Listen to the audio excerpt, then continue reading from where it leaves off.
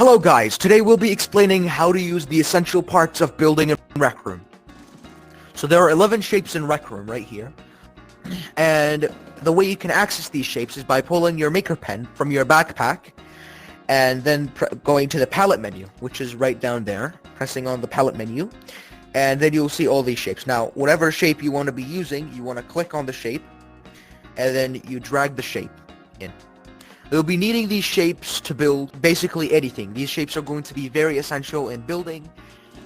Now for the second part of our shapes, we will be explaining tubes. Tubes can be very useful because you can basically use them to make any kind of shape that you want, even though if the shape is not already in your Makerpen. These are some configurations for the tubes. Now, by changing configurations of the tubes, you first select tubes from your palette and then go to Tools, press Create at the top left corner, and then go to the bottom and you can see Create Tube Settings. Now here you can change your tube radius, tube height, and tube process. Now, we're going to be explaining these. Now, for tube radius, you can change the size of your tube, or you can manipulate it.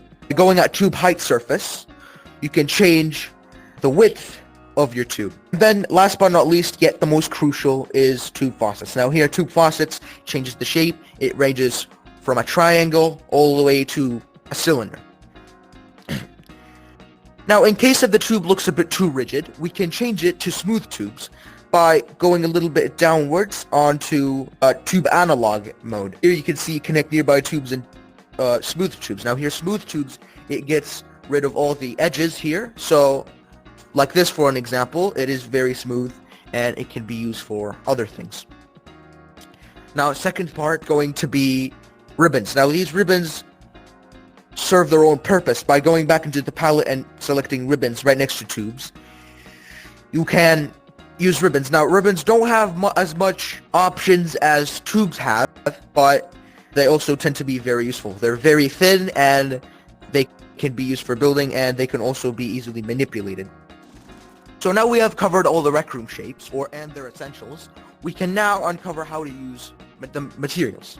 Now by opening your Makerpen, selecting the Tools tab, opening the Colors menu, you can see materials and colors. We'll first start with materials. Now by selecting materials, and you can select your object, recolor it with your preferred material, and the material will be used on your object. For an example, there's this object right here and I want to use the dirt texture.